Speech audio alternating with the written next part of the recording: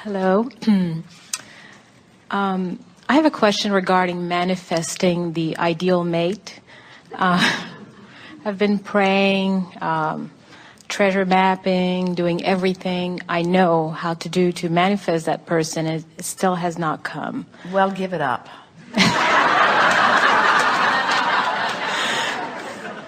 Well, you're going about something that really is impossible in this sense. What you're saying, and you're not alone in this, we see it often. Right. You say, these are the difficult places that you put yourself. Universe, I'm only going to give myself one shot at this. And so not only bring me someone who is the culmination of all that I've dreamed, but please bring someone who's the culmination of all that I might dream later too. And I don't know what to tell you about that. Just make sure that this person is perfect in all ways forevermore, because I'm going to sign an agreement that says until death do us part. And so there's no way out of this, so it's got to be right. And we say, oh, just kill me now.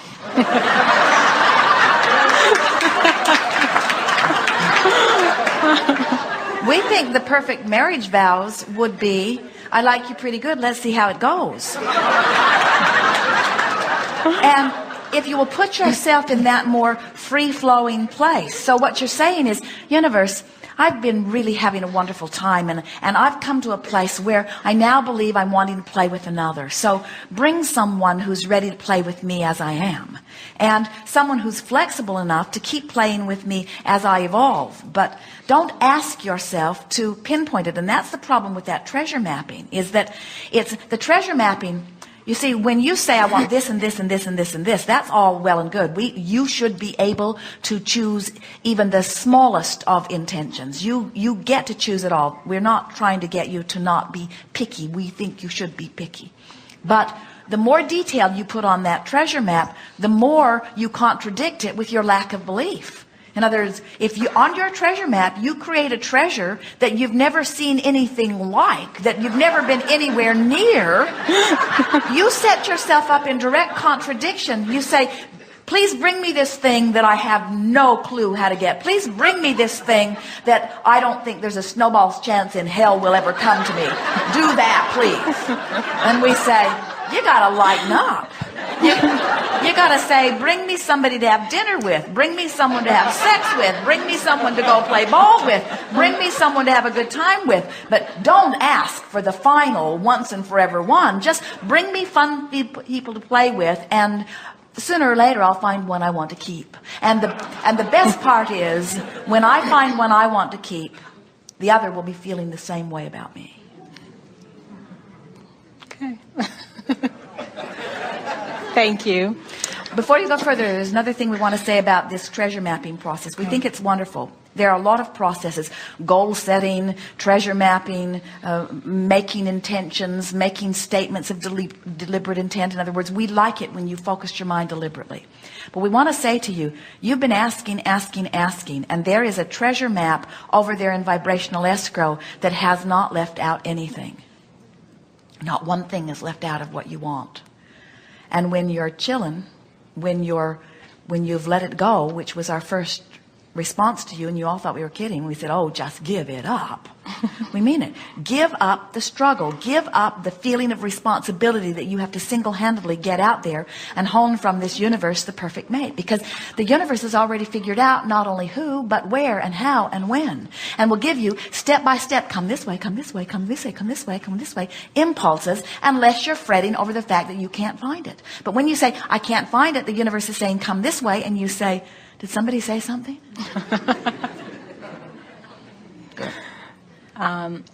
And one more question. My parents live in Haiti, which is, undergoing a lot of insecurity right now.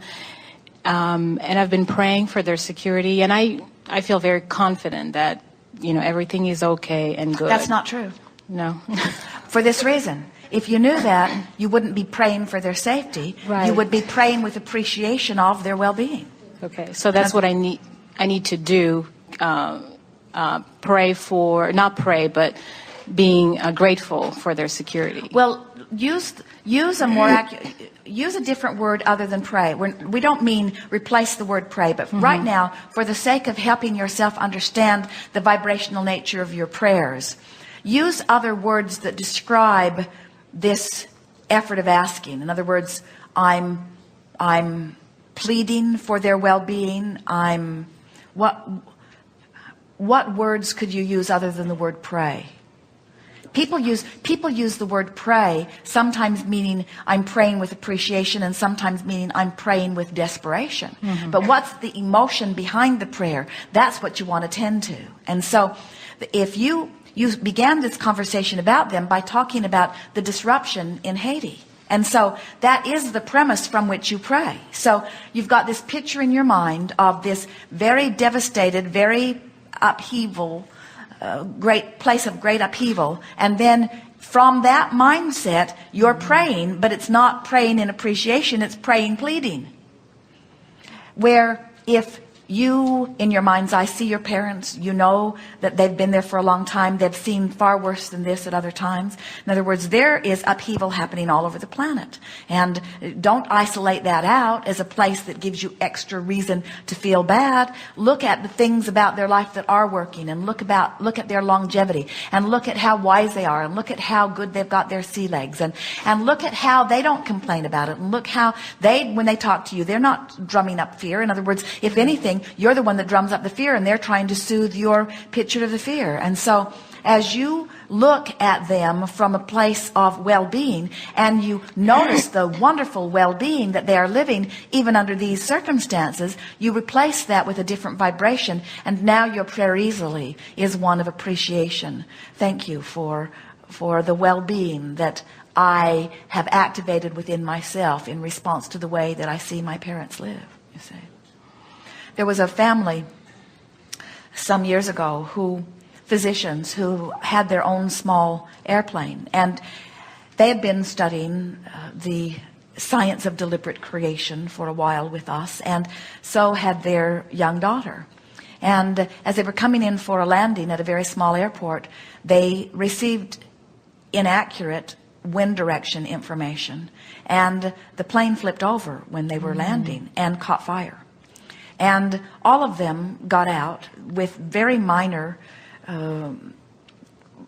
bruises and a little bit of burning, very minor. And this mother said, Abraham, what do I tell my daughter now about us being deliberate creators? In other words, she was not very proud of their creation. And we said, are you kidding? Tell her, look how much well-being surrounds us, that we can flip an airplane upside down and set it on fire and walk away.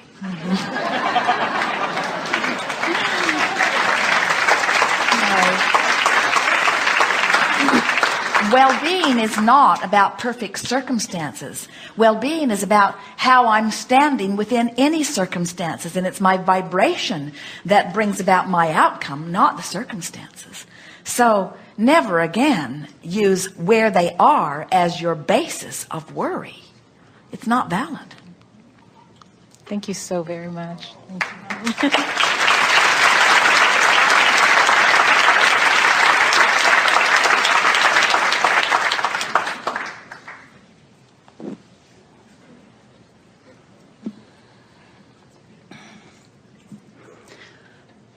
Thank you. I want to share something before I ask my question, simply because someone else might get something from this too. When we were at lunch, I felt the plane revving up, about to take off. And this is something I would have questioned in the past and thought maybe I was losing it. Instead, I suddenly was in the cockpit, and the throttle was in my hand, and there was this surge of power, like I was the pilot. And this huge plane was effortlessly lifting off the ground, carrying hundreds of people in tremendous safety and ease to a far destination. And if this had happened to me a year or so ago, I would have thought, wow. you shouldn't be doing things like that. But now I realize it was my inner being connecting with this spirit of joy and accomplishment, and I took it for what it was, and it really helped me clarify my questions that I was going to ask. That was the prelude to that. Well, what it is, and you know this, but we'll put a few more words to it. This was a visual depiction, or your translation, of the vibration that you are feeling in this moment. In other words, and the reason that we are eager to have a discussion with you about it is because when, by virtue of what you give your attention to, you achieve a good feeling vibration, now that good feeling of vibration attracts to it thoughts that measure up to it. And so the words that we want to say back to you are, you can lead with your feeling. Now, that's a little tricky. It's worth writing down as a first-time statement, in fact, because we say to you that you think and then you have a feeling response to what you're thinking. And that's still true. We've been here together all morning, and we were thinking and chatting it up together, and you were thinking in response to what this conversation was about. And so the thoughts caused an emotional response within you, and then that emotional response brought the next thought.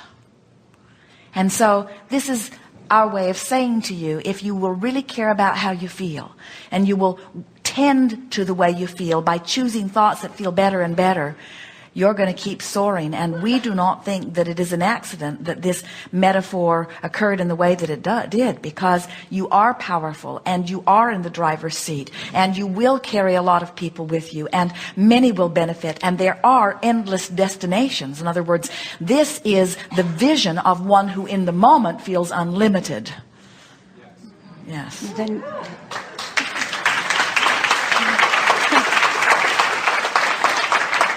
the knowing sometimes it's just like, it's not, but it's almost too much for someone who's not used to it. Well, we understand that, but say it was exhilarating, and I'm going to get myself comfortably and regularly up to speed with that. Say, I liked that feeling and I will never forget it. Say, I liked it so much, I'm going to ponder it often.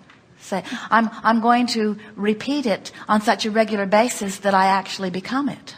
Be a pilot in the next lifetime. Yeah. My questions They don't are... have nearly that much fun. Oh. Okay. Somebody else chooses those routes. Yeah.